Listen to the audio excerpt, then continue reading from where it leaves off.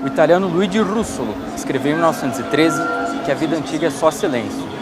Hoje em dia, a vida é só ruído? Será que a gente presta atenção na riqueza sonora que compõe a existência humana? Afinal de contas, se a gente não quer enxergar alguma coisa, a gente pode fechar os olhos.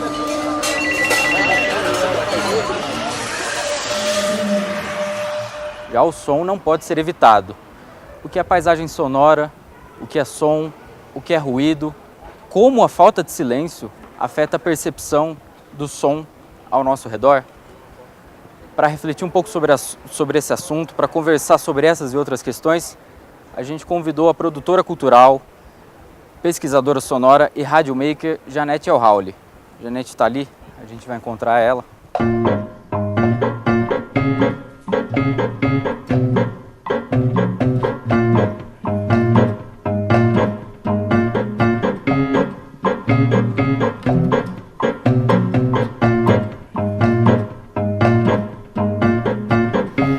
Janete. Olá, como vai? Seja bem-vinda ao APé. Obrigada. Janete, o som ao redor, vale pensar sobre isso? Vale pesquisa? Vale pesquisa, vale escutar, vale prestar atenção, vale tudo. É de extrema importância deixarmos de pensar que apenas o visual que nos toma, mas pensar que todos esses sons que estão circulando ao nosso redor são tantos do ponto de vista quantitativo e qualitativo, porque os sons que estão ao nosso redor, eles podem ser escutados tanto como perturbadores, mas também podem ser escutados como música. E essa ambivalência do som-ruído é que é o grande lance de dados. A gente presta muita atenção nas imagens ao nosso redor, como a gente se relaciona com o som. Então, como nós somos tomados principalmente pelo visual, isso é uma coisa que faz parte da nossa cultura, né? Desde que nascemos, nossa mãe, nosso pai, as pessoas falam assim: olha, olha, veja, olha, olha, olha essa música. Às vezes você compra um CD, né? Compra um disco e fala assim: vem cá ver essa música. É automático da nossa parte. E esse automatismo nos leva a estimular o órgão visual, o sentido visual. Raramente você encontra alguém dizendo para um bebê, para uma criança, para um adulto: escuta.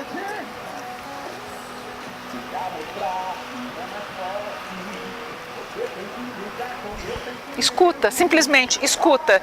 E tem uma grande diferença entre escutar e ouvir, porque o ouvir é uma questão fisiológica.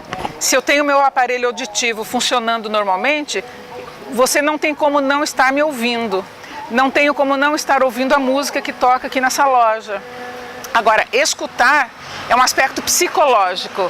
Como é que eu vou interpretar, como é que eu vou assimilar, como é que eu vou apreender esses sons e como que isso vai reverberar dentro de mim, entendeu? Para a gente entender como se determina o que é som e o que é ruído, tem algum exemplo? Veja só, poderíamos ficar falando aqui 2 horas sobre som-ruído. Mas eu gosto de dizer, por exemplo, assim, que todo som que soa, ele tem suas características ruidísticas. Todo som é carregado de uma carga, do mínimo ao máximo, de vibrações que caracterizam esse som como ruído. O ruído é um som. O som é carregado de ruído, então eles se imbricam em última análise. Então você pode limpar.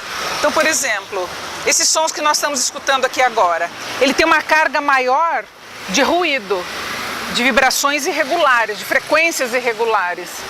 Mas se você prestar atenção, ele também tem uma determinada altura.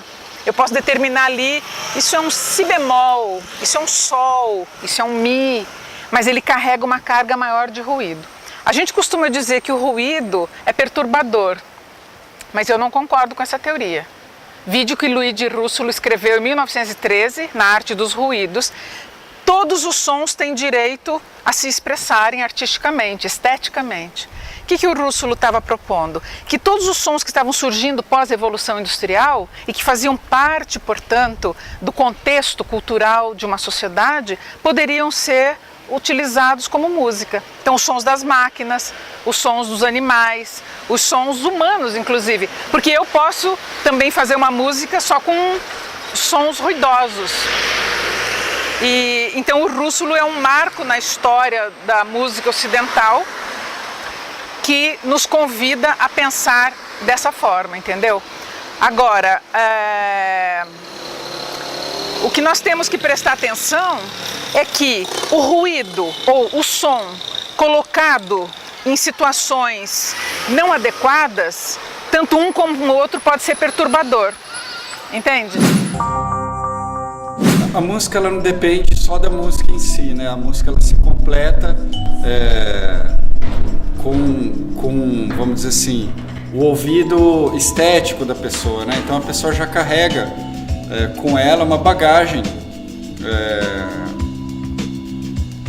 uma bagagem cultural, social, enfim. Então acho que isso pode influenciar muito no que a pessoa gosta ou não, né? Eu acho que é uma questão de estar com os ouvidos abertos e atentos para você gostar de uma coisa ou não, né? Eu acho que o ruído depende da intenção mesmo, né?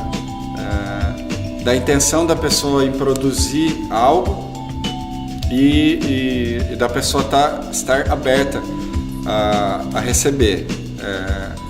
Então, se eu estou em casa e tem algum tipo de som que está acontecendo e não estou aberto a ouvir, para mim é ruído, né?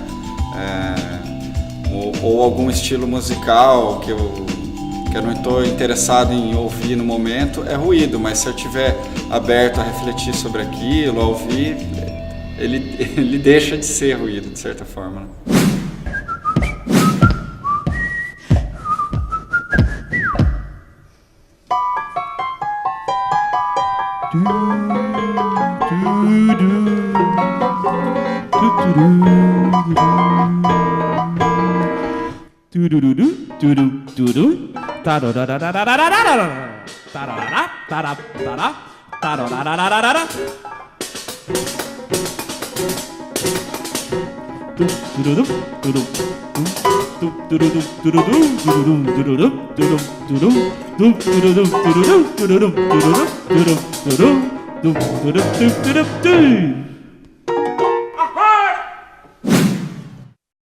O que é paisagem sonora? Então, a paisagem sonora é exatamente isso. São os sons que estão ao seu redor. Da mesma forma como você fala de uma paisagem visual, né, você fala de uma paisagem sonora, que se constitui a partir dos sons que estão ao nosso redor. Então, isso que nós estamos escutando aqui agora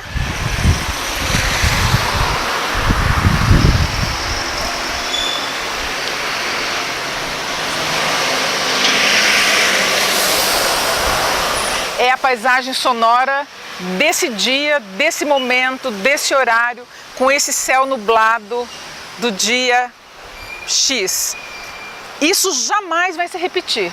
Então, o que é paisagem sonora? São os sons que estão ao nosso redor e que constituem uma espécie de um quadro de sons.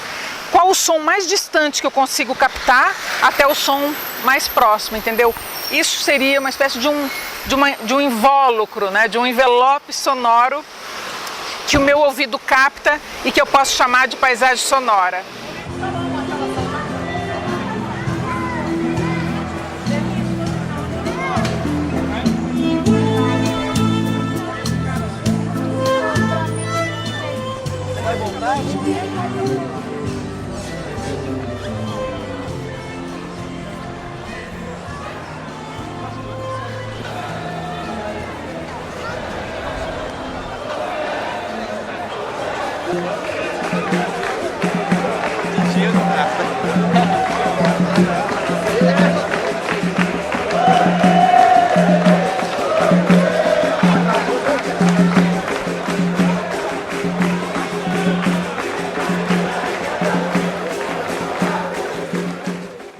E a poluição sonora, Janete? Onde é que entra nessa discussão? O que a poluição sonora serve para as discussões públicas, para o debate público? Então, a poluição sonora, para mim, é o excesso. É tudo aquilo que excede a nossa capacidade de absorção. Então, o que acontece? Acontece que, se essa quantidade de sons que estão ao meu redor estão interferindo na minha qualidade de vida, isso é poluição sonora. Eu costumo relativizar, André, porque tem pessoas que acabam dizendo que se acostumam, eu digo entre aspas, porque essa questão do acostumar, do se adequar, do se conformar, é muito perigoso, né?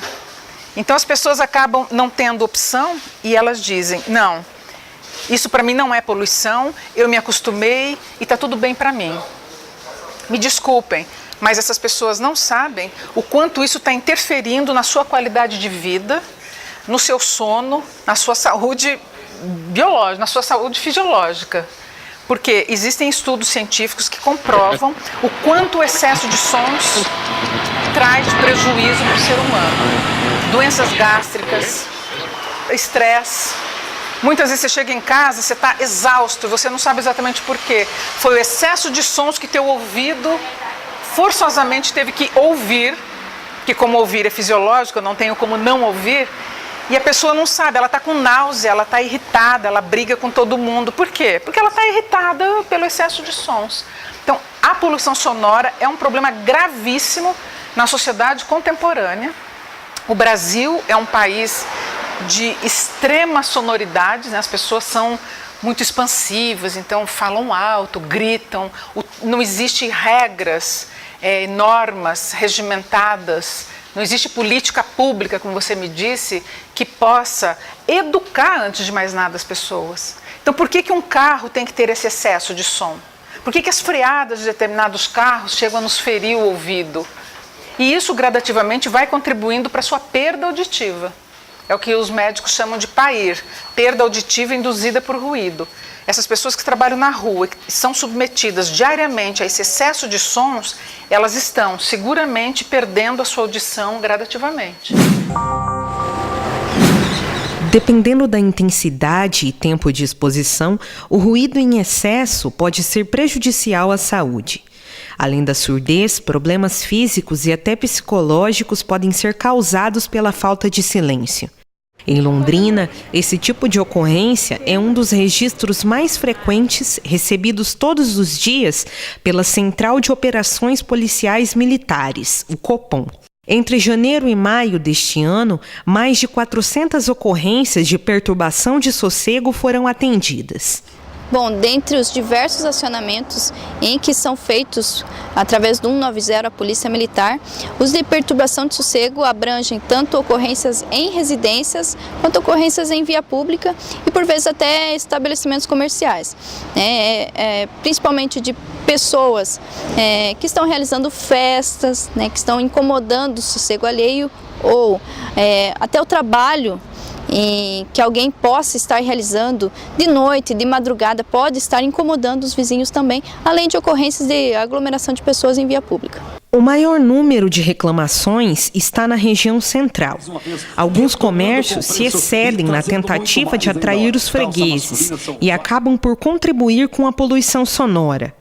O barulho das caixas de som das lojas não agrada a todos. Profissionais que trabalham próximos à região estão mais propensos a desenvolverem problemas de saúde. É o caso dos vendedores ambulantes, que convivem diariamente com a poluição sonora.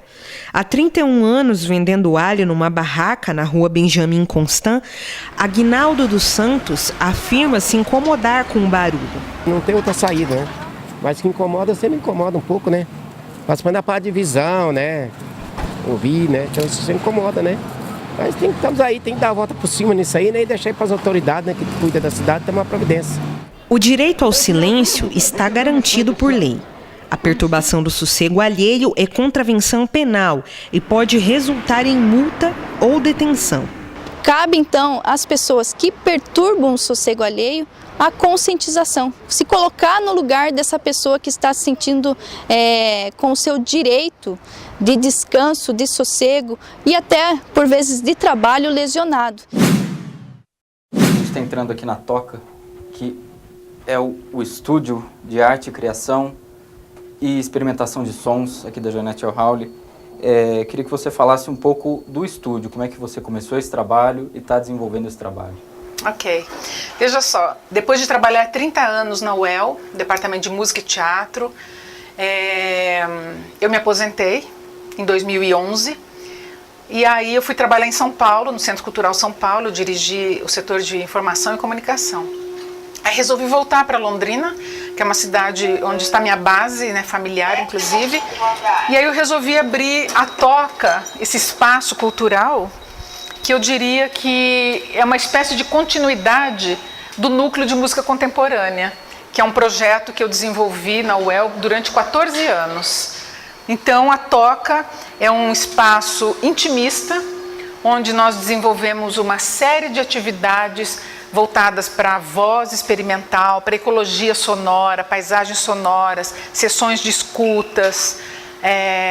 Desenvolvi em 2013, junto com o compositor José Augusto Manes, um projeto chamado Sem Ruídos, Música e Ecologia Sonora, com a participação de artistas e pesquisadores de várias partes do Brasil.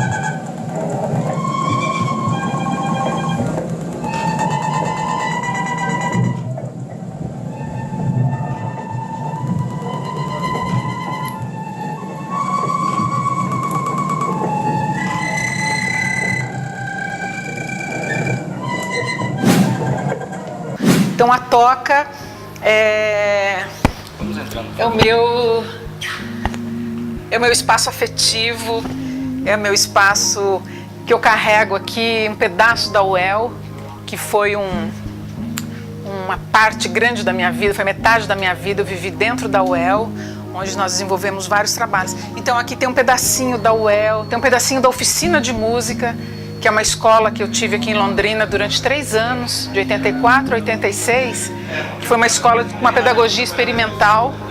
E então tem um pedaço da oficina, tem um pedaço da UEL, tem um pedaço de várias partes do mundo por onde eu circulei, fazendo trabalhos, vivendo.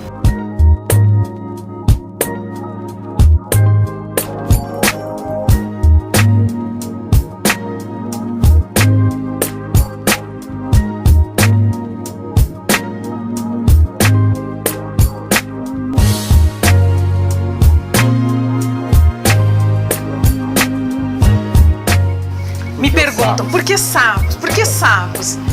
Eu me apaixonei pelos sons dos sapos e fiz algumas composições, inclusive com os sons dos sapos, e aí os objetos foram vindo gradativamente. Eu comecei a ganhar sapo dos amigos, das amigas. Tem sapo do Líbano, do México, da Tailândia, tem rádio sapo, tem relógio sapo.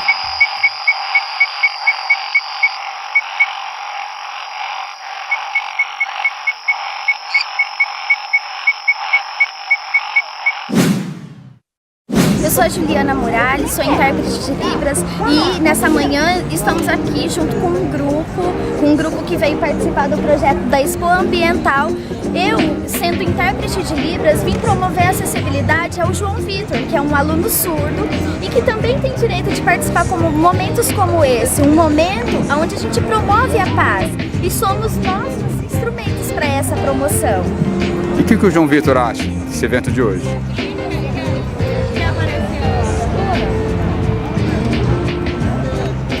Bom, eu acho que é um momento muito importante, é um momento para promover a paz, um momento que nós devemos nos conscientizar de estarmos juntos, de estarmos sabendo que nós somos as pessoas importantes para promover essa paz. Temos que trabalhar para o não preconceito, temos que trabalhar para poder ajudar uns aos outros e assim diminuir a discriminalidade.